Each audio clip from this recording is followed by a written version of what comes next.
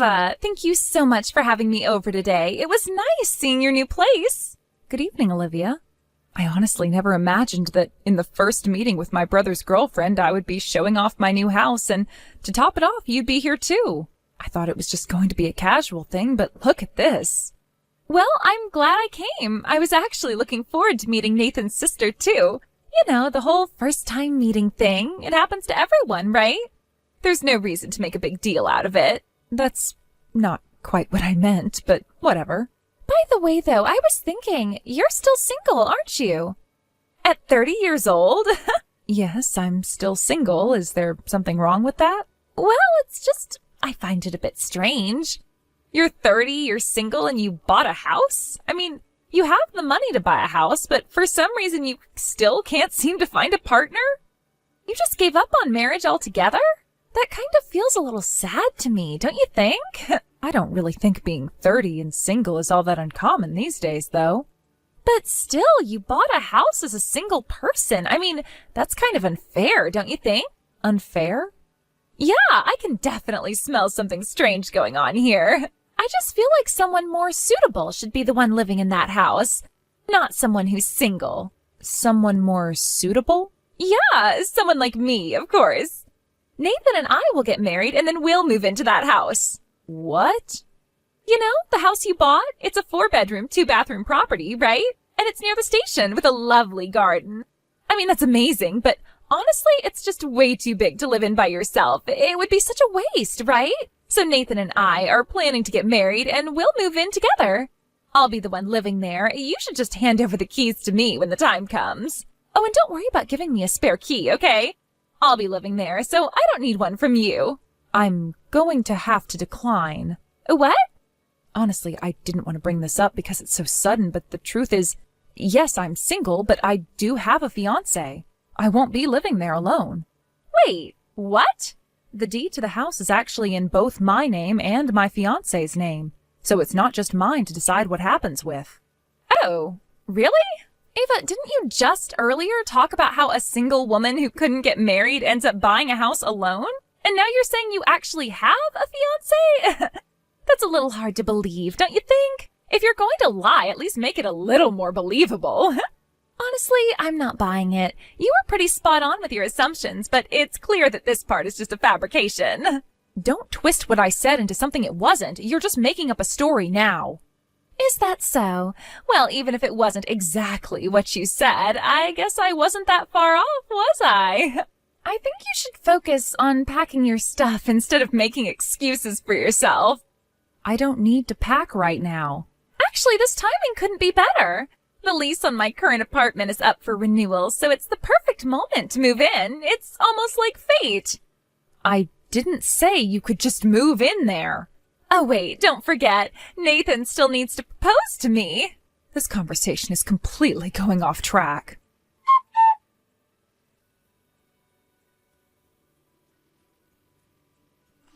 Ava, are you okay? Huh? Oh, Martin, is there something wrong? You seemed a little down today. You've been on such a high lately, ever since you bought the house you always dreamed of. It's been nothing but good vibes from you, and you were even bouncing off the walls for the past few days. But today, from the moment you arrived at work, you looked a little off. Even while you were working, you had this gloomy expression on your face. It was really noticeable. Oh, really? Was I making that face? Yeah, you definitely were. Honestly, I thought about coming over and asking if you were okay during work, but then I got caught up with a sudden urgent client matter, so I couldn't get the chance.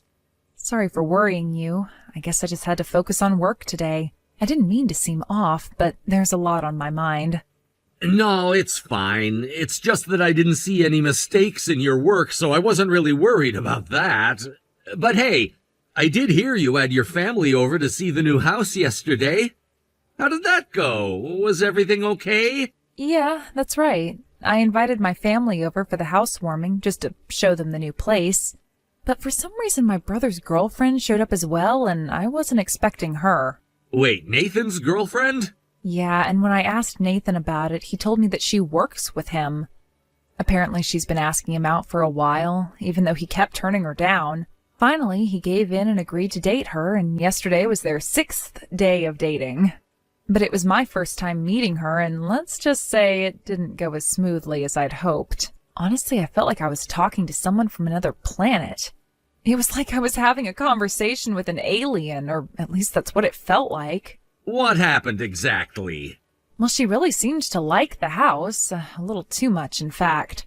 She kept saying, "I'll marry you and live here with you." Wait, what? I know, right? It made no sense, but that's exactly what she said, and she was so serious about it, too. She's like, "I think the house would be happier if I lived here." She was completely convinced that I shouldn't be living there, and she was determined to make it her place instead. But why? What was her reasoning? Apparently, in her mind, the only reason a 30-year-old woman would buy a house and still be single is that she's given up on marriage. She said that women in her situation, like me, are the ones who buy houses alone because they've accepted that they'll never get married. She said things like, "The house would be better off with me in it." Even when I tried to tell her I was engaged, she wouldn't believe me. She was absolutely certain that she was the one meant to live there, and she had already started making plans to move in. It was like she didn't hear anything I was saying. I hadn't even given her a key, but I was seriously worried that she'd just show up and try to move in without any permission or anything. And Nathan? What'd he say? Well, that's the problem. Nathan was sick at the time, and he was bedridden, so I didn't get the chance to talk to him about it. He had no idea what was going on. I couldn't even really explain it to him properly because he was too out of it. I see. That's rough. I really wish I could have been there for the housewarming, but I ended up having to work overtime. I feel bad about it now. I would have liked to meet her and maybe have a word with her. I understand. Work comes first. I know how it is. I just wasn't expecting things to go that way. I didn't expect it to escalate this much. Well, you know what? From now on, I'm coming over, and I'll be staying with you. I'll make it clear that I'm your fiancé, and I'll make sure she knows that this house is not for her. I'll stand my ground and say, I'm here with my fiancé, and no one is taking over. If she's really that insistent, I'll make it crystal clear that she's not gonna get away with it. What? You're really going to do that? Yeah, absolutely. If she thinks she can just waltz in and take over, she's got another thing coming. I'm not gonna let her try and take your house away. This is my fiancé's house, not yours. Well, jokes aside, though, I do think it might be helpful if I show up and make it clear I'm the actual fiancé. I'm gonna move in next month, and maybe that'll convince her to back off.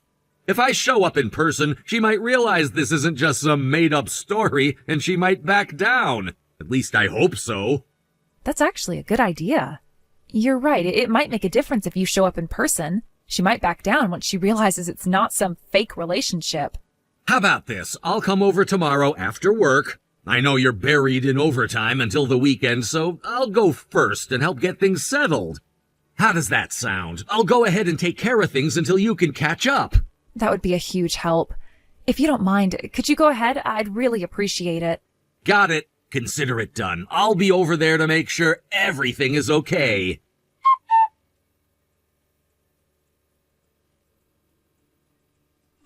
Ava! She's here! What? She's already moved in!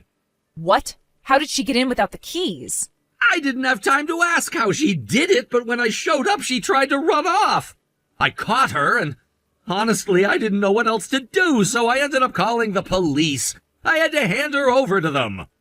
Oh my God, I didn't expect it to escalate this much. Yeah, I didn't want it to get that far, but she was being so persistent. The police came without sirens, so there were no curious onlookers, but I still talked to the neighbors across the street and next door just to make sure they weren't confused about what was going on. Thank you for doing all that. I really appreciate it. Well, it's gonna be my place too, so I wanted to make sure things went smoothly. But hey, Nathan's sick, and you should probably fill him in on everything as soon as possible. He might not believe what's been happening, but it's better if he hears it from you directly. Yeah, I know. I'll talk to him about it soon. Thanks again for stepping in.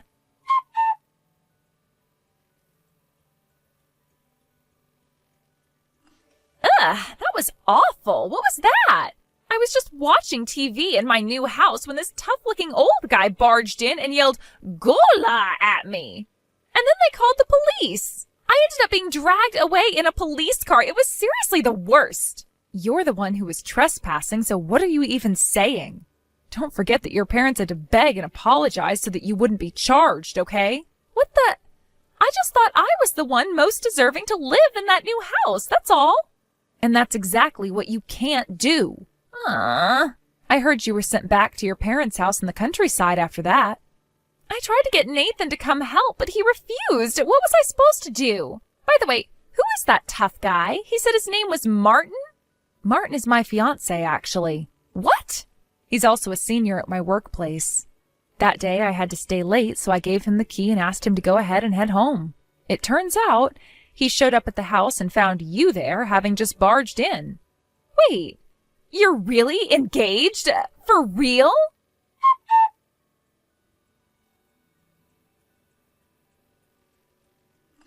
Martin, good morning. Good morning, Ava. Thanks again for handling Olivia's trespassing situation the other day. You don't need to keep thanking me, Ava. I've already gotten the message loud and clear, so there's no need for more. Yeah, well, actually I got a message from Olivia last night. Wait, really? How does she still have the nerve to contact you? Is her skin made of steel or something? Maybe. She didn't seem like she was reflecting on her actions at all. Unbelievable. That's wild. And speaking of which, I still can't get over the first impression she left on me. Right? She was just sitting there on the couch in the living room with boxes of stuff piled up at the entrance like she had moved in, as if she had every right to be there. Oh, yeah. I remember. She was watching TV, holding a can of beer, and eating chicken, laughing like it was her home. It was like she thought she'd already won the place. Maybe she thought she was celebrating with a little victory party since I finally got the house. Honestly, I couldn't care less at that point. I was speechless when I saw the window leading to the garden all smashed up. Yeah, me too. The idea that she thought it was fine to break the glass just to get in because she didn't have a key was chilling. I'm going to have to send her the bill for that glass replacement later on. By the way, what did you do with all of her stuff? I noticed there were about 10 boxes sitting at the front door.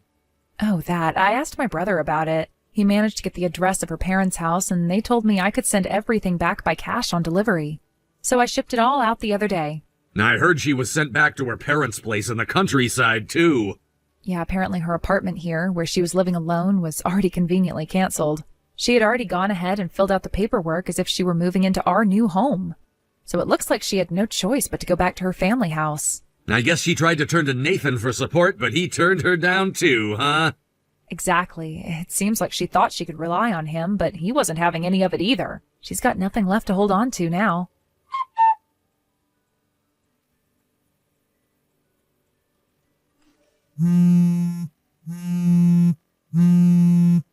Why am I being asked for alimony? This doesn't make any sense. Didn't you get the message to go through a lawyer? But it doesn't make sense. The message about how you completely misunderstood and bashed me? What's that about? Huh?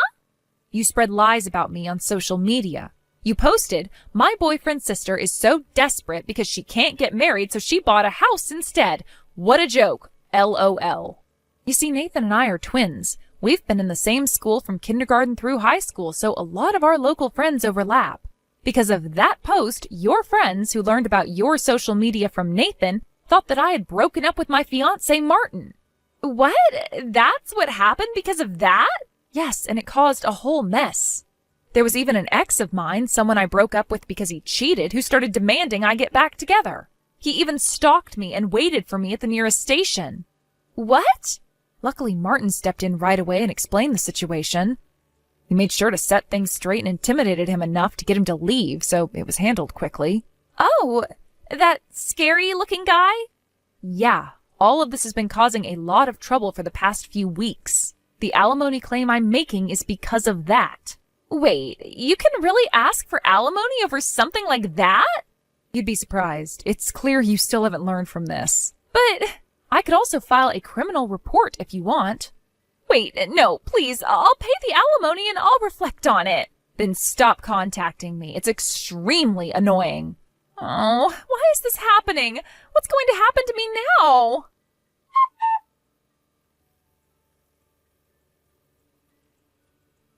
I was told by people around me that I should file a police report, but in the end, it was decided that I wouldn't do so. This decision didn't come easily, as the circumstances surrounding the situation were complex and involved many hidden layers, most of which I only learned about later. The turning point came when I had a conversation with Olivia's parents, and they revealed some of the behind-the-scenes details that I wasn't aware of. To my shock, I discovered that Olivia had been engaged to someone chosen by her parents. This wasn't a normal, voluntary engagement that Olivia had willingly agreed to, but an arranged one, designed according to her parents' wishes. And the more I learned about the situation, the more I realized how much Olivia detested it. Apparently, Olivia had absolutely no desire to marry this man. She found the engagement repulsive, and she despised everything about it. She felt trapped, suffocated by her parents' decisions, which seemed to control every aspect of her life. Unable to bear the thought of being stuck in an arranged marriage she didn't want, Olivia decided to take drastic action. She left home and came to the city, almost as if running away, seeking some form of freedom from the pressure she'd been living under. Her departure from home was not just a simple move, it was more like an escape. She had been pushed to the brink, and this was her way of trying to break free from the expectations and control her parents had over her.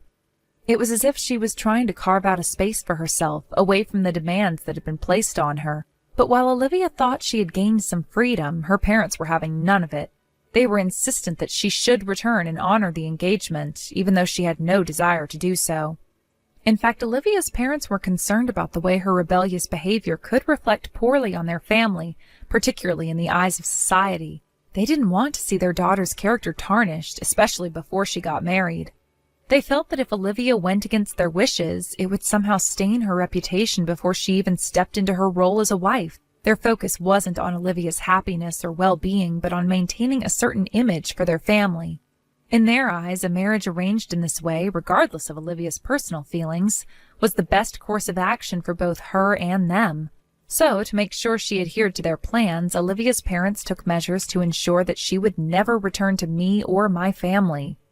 They presented us with a document, a formal agreement, that explicitly stated that Olivia and her family would cut ties with us and that Olivia would never again approach me or anyone related to me. In exchange for this, they promised a settlement. It wasn't just any settlement, it was a sum of money significantly higher than what one would expect in these kinds of cases. A sum that was meant to compensate for the inconvenience and emotional toll the whole situation had caused. It was an offer that seemed, at least on the surface, to bring closure to the matter. They were trying to buy peace, offering this hefty amount of compensation in exchange for cutting all ties with Olivia. The settlement was designed to silence any further attempts at contact, and Olivia's parents made it clear that they wanted to ensure that their daughter's future would go ahead as planned, no matter the cost. Despite the money and legal agreements, I couldn't shake the feeling that this was a hollow resolution. It felt like a situation where Olivia's freedom and happiness had been sacrificed in exchange for a smooth, quiet life for her parents. This was not the resolution I had hoped for. I couldn't help but feel sorry for Olivia, whose life had been decided for her in ways that she never consented to. However, the story doesn't end there. A few days later, I stumbled upon some additional information that painted an even darker picture of Olivia's situation. I learned, almost by chance, that the man she was engaged to wasn't who he appeared to be. In fact, he was deeply in debt, far more than anyone had originally suspected. His financial situation was a mess, and it seemed that his only interest in marrying Olivia was to gain access to someone who could earn money and help him pay off his mounting debts. The more I heard about this man, the more disturbed I became. It wasn't just that Olivia's parents had chosen him for her, it was the fact that he was financially irresponsible and had taken on massive debts, which had apparently led to his search for a young woman who could provide some kind of financial support. Olivia, unfortunately, seemed to be caught in a situation where her parents had thought they were protecting her, but in reality, they were making a decision that would only entrench her further into a life she didn't want. I can't even begin to imagine what kind of life Olivia was walking into, considering the financial instability of her future husband. It was clear that this wasn't a partnership based on love or mutual respect. It was a transaction, one that revolved around money and power, not emotions or personal desires. The worst part was that Olivia had no say in this arrangement. Her voice had been drowned out by the choices made for her by her parents and her fiancé. Even worse, as I learned more about the situation, it became evident that Olivia was likely being pushed into work that she hadn't chosen for herself. I don't want to speculate too much, but given the circumstances and the kind of person her fiancé appeared to be, it was hard not to think that Olivia might be forced into doing things she wasn't comfortable with. Thought of it was chilling, and I could only hope that she wasn't subjugated to any kind of exploitation or mistreatment. All of this made me question the extent to which Olivia's parents were truly acting in her best interests. Were they really trying to protect her, or were they simply looking out for themselves, ensuring that their daughter would fulfill a role that they had already decided for her? The more I thought about it, the more I realized how deeply ingrained these patterns of control and manipulation were in her life. In the end, I couldn't help but feel sympathy for Olivia. She had been caught in a web of expectations, debt, and obligations, and her own desires had been silenced by the pressure of those around her. It wasn't just about the arranged marriage, it was about the lack of agency she had in her own life. Everything had been decided for her, and she had been pushed into a future she never asked for. I couldn't change her situation, though. All I could do was hope that someday Olivia would find the strength to break free from these constraints, to reclaim her life and her voice. Until then, it seemed like her path was set, and there was nothing more I could do to help her. But deep down, I wanted to believe that she could find a way out, that she could escape the life that had been forced on her and create her own future on her own terms. If only she could see that there was more to life than following the path others had laid out for her. Thank you for watching and listening. We hope you enjoyed the video. Don't forget to like this video and subscribe. Also, feel free to leave a comment about what you thought of the story. We look forward to seeing you at the next video.